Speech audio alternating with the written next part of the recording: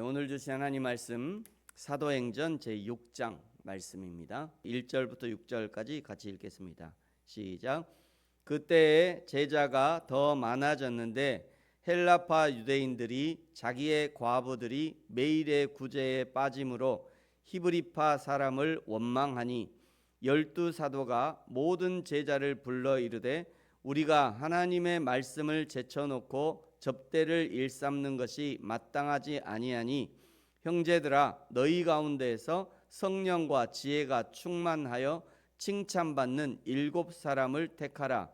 우리가 이 일을 그들에게 맡기고 우리는 오로지 기도하는 일과 말씀 사역에 힘쓰리라 하니 온 무리가 이 말을 기뻐하여 믿음과 성령이 충만한 사람 스데반과 또 빌립과 브로고로와 느가누르와 디몬과 바메나와 유대교에 입교했던 안디옥 사람 니골라를 택하여 사도들 앞에 세우니 사도들이 기도하고 그들에게 안수하니라. 아멘.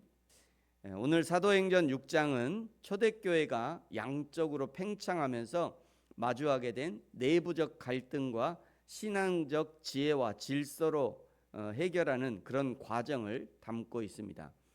이것은 교회가 복음 전파라는 본질을 지키기 위해서 어떻게 직분을 세우고 구조를 정비해야 하는지를 보여주는 아주 중대한 전환점이 되는 것입니다. 사도행전을 시작하면서 120명의 성도로 시작했던 교회는 2장에서 베드로의 첫 설교로 3,000명이 세례를 받았고요. 4장에서 나면서 못 걷게 된 사람을 고친 후에 두 번째 큰 회심이 있었습니다. 4장 4절에 보면 남자만 약 5,000명이 되었다라고 말씀합니다. 당시 유대 사회의 인구 계수하는 그 방식, 성인 남성 위주로 전쟁에 나갈 만한 성인 남성 위주로 계수를 했기 때문에 그것을 생각해 보면 여성과 아이들을 포함해서 실제 신자 수는 약 15,000명에서 2만 명에 육박했을 것으로 추정됩니다. 5장에서는요 14절에 남녀의 큰 무리가 믿고 죽게 나왔다 기록하고 있죠. 더 이상 이제 사람을 계수하는 것은 이 사람의 범위가 넘어선 거예요. 더 이상 계수해봤자 그 의미가 없다라고 생각하고 그냥 너무 많이 왔다, 큰 무리가 왔다 이렇게 기록하는 거죠. 오늘 6장 1절에는요 제자가 더 많아졌대요. 제자가 더 많아진 그 시점에 불만이 터져 나옵니다. 헬라파 유대인들이 매일의 구제에서 빠지는 일이 발생합니다. 매일의 구제란 음식물이나 생필품을 분배하는 것을 의미합니다. 이미 성도들이 자발적으로 내어놓은 재산이 있었기 때문에 그것으로 돌봄이 필요한 과부들에게 매일의 구제를 실시했던 거예요. 그런데 이 문제가 이미 한계를 넘어서고 있었던 거죠. 2절에 12사도가 우리가 하나님의 말씀을 제쳐놓고 접대를 일삼는 것이 마땅하지 않다. 이 말에서 알 수 있는 것은 이미 사도들은 자신의 사명이 말씀을 전하는 것이라는 것을 명확하게 인식하고 있었다는 거예요. 지금 초대교회는 이미 2만 명이 넘는 초대형 교회로 성장했음에도 불구하고 하나님의 말씀을 전하는 것이 사도들의 사명이라는 것을 잊지 않고 있었다는 것이 매우 귀하게 생각됩니다. 결국 이 일을 해결하기 위해서 3절 7사람을 세우죠. 4절 우리는 오로지 기도하는 일과 말씀 사역에 힘쓰자. 5절에 7명의 집사를 세우는데 스데반, 빌립, 브로고로, 니가노르, 디몬, 바메나, 니골라. 6절 사도들이 기도하고 안수하여 세우죠. 그리고 12사도들의 말씀과 기도하는 사역 7집사들의 구제와 행정의 사역이 구분되자 교회에는 매우 긍정적인 효과를 발휘하게 됩니다. 7절입니다. 여러분 우리 7절 같이 한번 읽죠. 시작. 하나님의 말씀이 점점 왕성하여 예루살렘에 있는 제자의 수가 더 심히 많아지고 허다한 제사장의 무리도 이 도에 복종하니라. 아멘. 교회에서 직분을 세우는 것은 목회자들의 비서나 종을 세우는 것이 아닙니다. 교회의 직분은 철저하게 하나님의 일을 하기 위해서 세우는 것이죠. 그러므로 직분자라면 하나님 앞에서 자기에게 주어진 사역을 충성과 성실로 할 수 있어야 합니다. 뿐만 아니라 자원함으로 교회의 일들을 돌아볼 수 있어야 하는 거죠. 자원함이라고 해서 자기가 필요하다고 생각되는 모든 것을 교회에서 시행하는 것이 아니라 교회의 지도자가 되는 사역자와 협력해서 협의해서 교회에 유익하도록 일을 해야 하는 것입니다. 8절에서부터 스데반의 사건을 보여주는데요. 스데반은 5절에서 사도들이 안수하여 세운 7 집사 중 한 사람입니다. 스데반이 행한 일을 면밀히 볼 필요가 있는데 8절에 보시면요, 스데반이 은혜와 권능이 충만하여 큰 기사와 표적을 민간에 행했다라고 나옵니다. 민간에 행했대요. 스데반은 교회 안에서 행정을 보고 구제하는 일을 그치지 않고 스데반의 은사와 직분이 민간에 영향을 미치고 있었다는 것을 알 수 있습니다.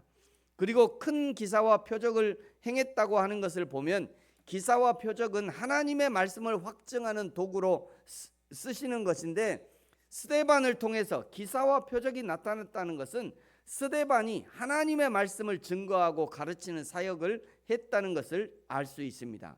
그것도 민간에서 말이죠. 교회에서만이 아니라, 교회는 사도들이 있으니까요. 그런데 스데반이 이 가르치고 하나님의 말씀을 증거하는 사역을 민간에서 했다는 거예요. 민간에서.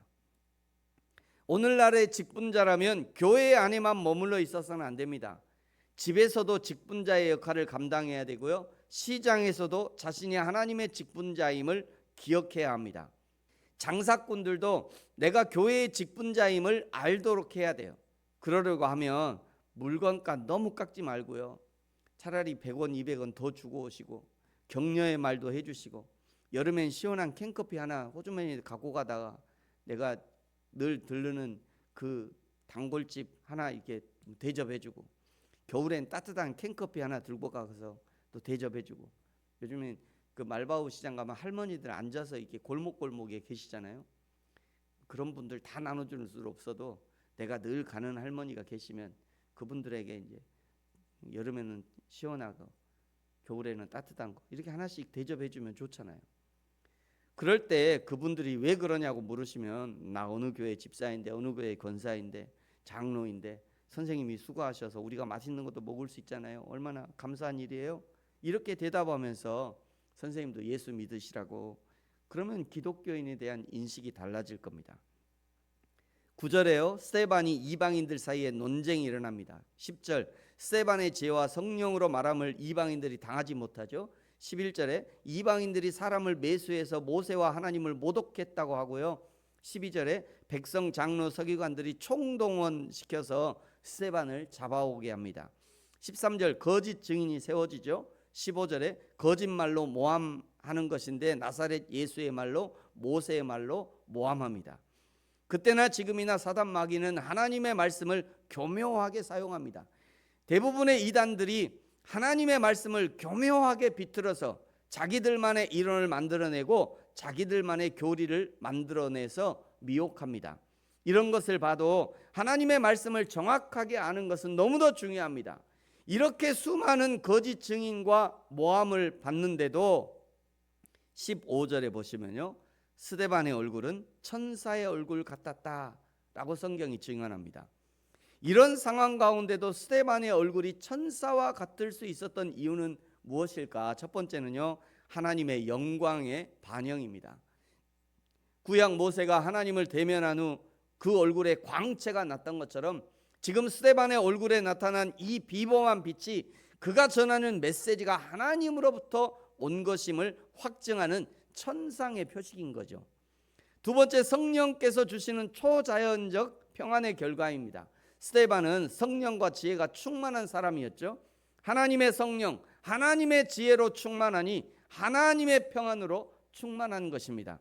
세 번째, 스데반에게는 종말론적 확신이 있었습니다. 스데반은 이미 이 땅의 법정을 넘어서 하늘의 법정을 보고 있는 거예요.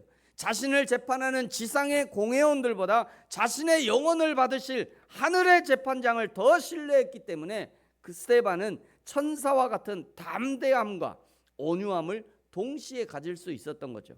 사랑하는 성도 여러분, 저와 여러분에게도 스데반의 평안, 스데반의 확신이 있어지기를 축복합니다.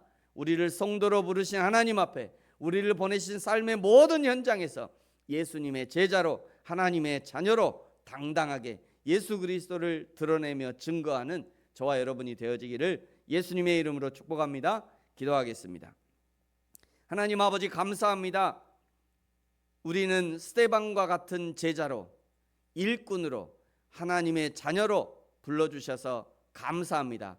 우리를 부르신 하나님의 부르심에 하나님이 우리를 부르신 하나님이 우리의 인생을 책임지시고 인도하시며 이끄시니 인도하시는 하나님 앞에 순종함으로 따르게 하시고 초대교회에 7 집사가 세워진 후 하나님의 말씀이 점점 왕성하게 된 것처럼 우리를 일꾼으로 세우신 하나님의 교회에서도 말씀의 왕성함이 일어나게 하여 주옵소서. 감사합니다. 예수님의 이름으로 기도합니다. 아멘. 하늘에 계신 우리 아버지, 아버지의 이름을 거룩하게 하시며 아버지의 나라가 오게 하시며 아버지의 뜻이 하늘에서와 같이 땅에서도 이루어지게 하소서. 오늘 우리에게 일용할 양식을 주시고 우리가 우리에게 잘못한 사람을 용서하여 준 것 같이 우리 죄를 용서하여 주시고 우리를 시험에 빠지지 않게 하시고 악에서 구하소서. 나라와 권능과 영광이 영원히 아버지의 것입니다. 아멘.